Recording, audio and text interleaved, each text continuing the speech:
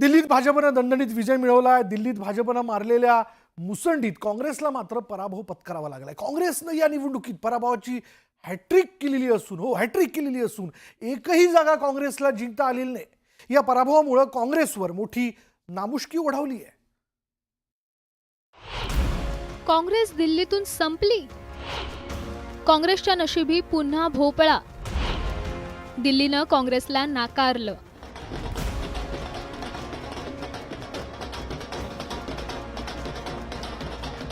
दिल्लीत तब्बल 27 वर्षांनंतर भाजपचं जोरदार पुनरागमन झालंय.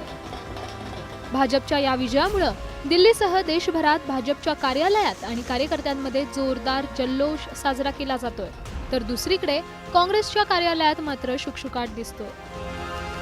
गेल्या 3 निवडणुकीत काँग्रेसच्या मानहानीकारक पराभवाची परंपरा या निवडणुकीतही कायम राहिली.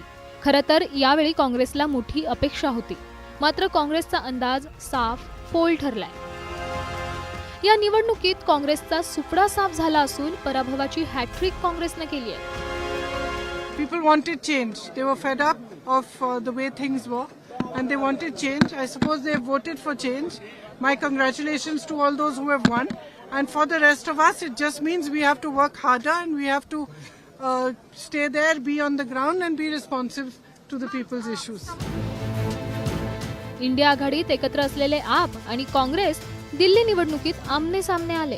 या तिरंगी लढतीचा भाजपला फायदा झाला, तर आप आणि काँग्रेसमध्ये मतं विभागून दोघांनाही मोठं नुकसान सहन करावं लागलं.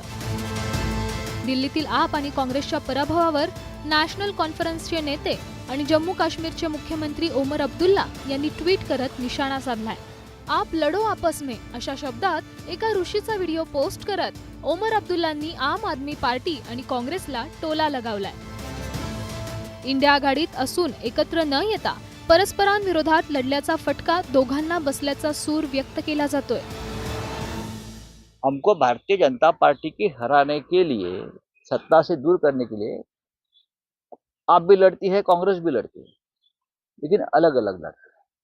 अगर एक साथ हो तो दिल्ली का नतीजा डेफिनेटली पहले 1 घंटे में ही बीजेपी की हार सुनिश्चित हो जाए. दिल्ली हा काँग्रेसचा एकेकाळचा गड होता. शीला दीक्षित यांनी दिल्लीचा गड मजबूत केला होता. मात्र 2012 मधील जनलोकपाल आंदोलनात आणि भ्रष्टाचार विरोधातील आंदोलनाच्या लाटेचा फटका शीला दीक्षितांच्या नेतृत्वाखालील काँग्रेसला बसला. या निवडणुकीत काँग्रेसला जो फटका बसलाय त्यातून काँग्रेस अद्यापही सावरलेलं नाही. सलग 3ऱ्यांदा झालेला पराभव हा काँग्रेस कार्यकर्त्यांचं मनोबलाचं खच्चीकरण करणार आहे. कांग्रेस पार्टी तीसरी बार 0 पे आउट हुई है. पूरे देश में कांग्रेस पार्टी वेंटिलेटर पे है, लेकिन दिल्ली में कांग्रेस पार्टी मर चुकी है. बस उसका श्राद्ध होना बाकी. और उसका कारण यह है कि कांग्रेस पार्टी जन सामान्य के जो मुद्दे हैं उनसे पूरी तरह से डिस्कनेक्ट हो गई. कांग्रेस पार्टी का जनता से अब कोई सरोकार नहीं रह गया है. कालच प्रतिक्रिया दिली होती. राहुल गांधींची कव्हर फायरिंग आहे. त्यांना हे लक्षात आलेलं आहे की दिल्लीमध्ये त्यांना काही मिळणार नाही. त्यामुळे आधीच राहुल गांधींनी हारल्यानंतर काय त्या ठिकाणी बहाणे सांगायचे याची तयारी काल करून ठेवली. असा आहे, कोणत्याही पक्षाचं पानिपत जागं असं मी म्हणणार नाही. हे जैसा कर्म करेगा वैसा फल देगा मतदार. त्यांनी ज्या पद्धतीचं कर्म केलं तसं मतदार फळ देतोय. मजबूत कार्यकर्त्यांची फळी, संघटनात्मक बांधणी आणि केंद्र सरकारची असलेली साथ अशा प्रकारे मजबूत असलेल्या भाजपसोबत लढण्यासाठी प्रसंगी आपल्या महत्वाकांक्षांना मुरड घालून एकत्रितपणे लढण्याचा धडा दिल्लीच्या या निकालानं काँग्रेससह सर्वच पक्षांना दिलाय. तसंच पक्षाच्या झालेल्या मानहानीकारक पराभवावर आत्मचिंतन करत त्यातील चुका सुधारत पक्षाला नव्यानं उभारणी देण्याचं मोठं आव्हान काँग्रेस समोर आहे.